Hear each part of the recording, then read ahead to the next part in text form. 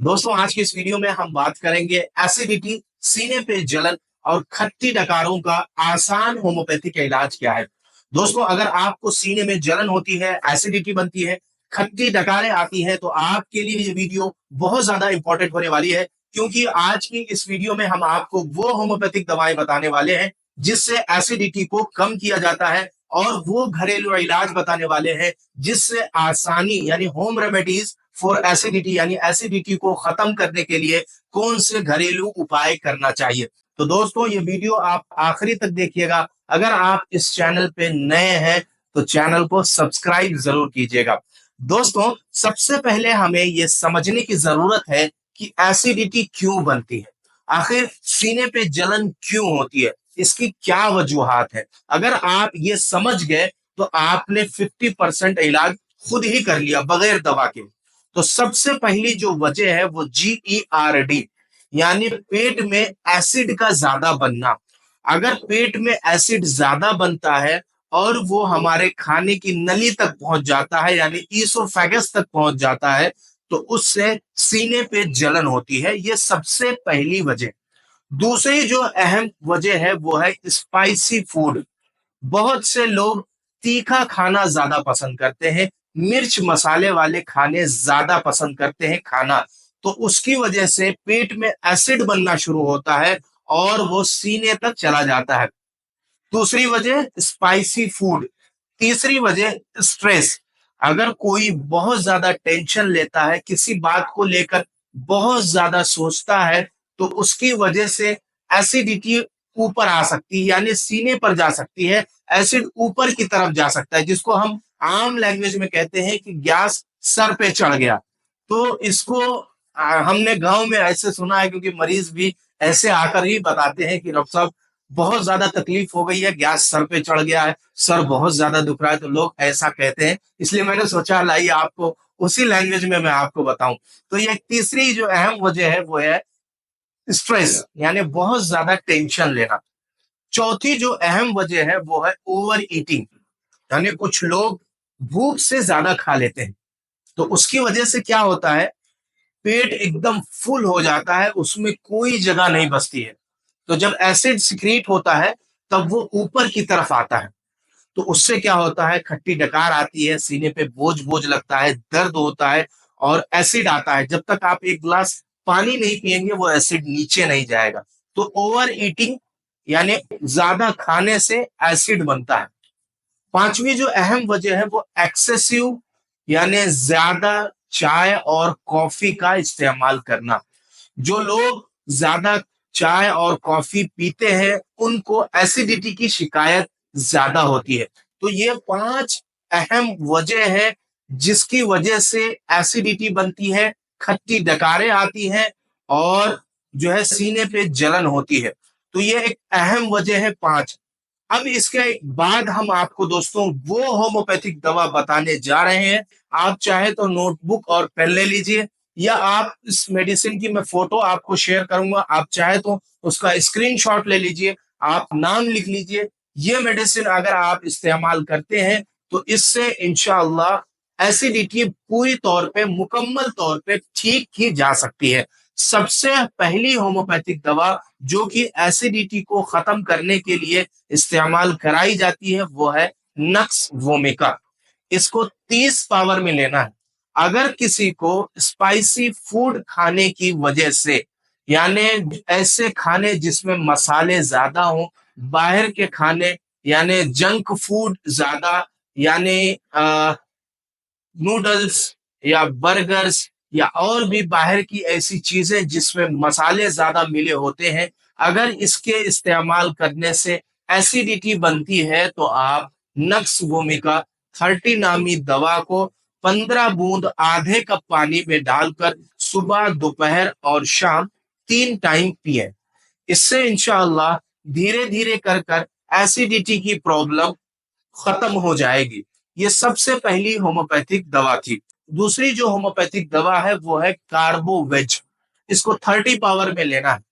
दोस्तों, अगर आपको एसिडिटी के साथ में पेट में ब्लोटिंग होती है, गड़गड़ाहट होती है या पेट फूलने की समस्या होती है, तो उस कंडीशन में हम कार्बोवेज नामी होम्योपैथिक दवा इस्तेमाल कराते हैं। दोस्तों, इस दवा को 30 पावर में लेना है और आधे कप पानी में 15 बूंद डालकर सुबह, दोपहर और शाम 3 टाइम इस्तेमाल कराना है। इसके अलावा दोस्तों, तीसरी जो होम्योपैथिक दवा है वो है लाइकोपोडियम 30 पावर में। अगर आपको एसिडिटी बनती है, खाना खाने के बाद में फौरन पेट फूल जाता है, गैस बहुत ज्यादा पास होती है, तो उस कंडीशन में हम लाइकोपोडियम 30 नामी दवा इस्तेमाल कराते हैं। अगर आपको ऐसी कोई समस्या हो जिसके जैसे आप खाना खाने के बाद में आपका पेट पूरी तरीके से फूल जाता हो, बहुत भरा भरा महसूस होता हो, तो उस कंडीशन में लाइकोपोडियम नामी दवा इस्तेमाल करें। इस दवा को 15 बूंद आधे कप पानी में डालकर सुबह, दोपहर और शाम 3 टाइम इस्तेमाल करें। दोस्तों, जैसा कि मैंने शुरू में ही आपको बताया था कि सिर्फ दवा खाने से ही इसका इलाज जो है मुमकिन नहीं है, आपको इसके साथ साथ में परहेज भी करना लाजिम है।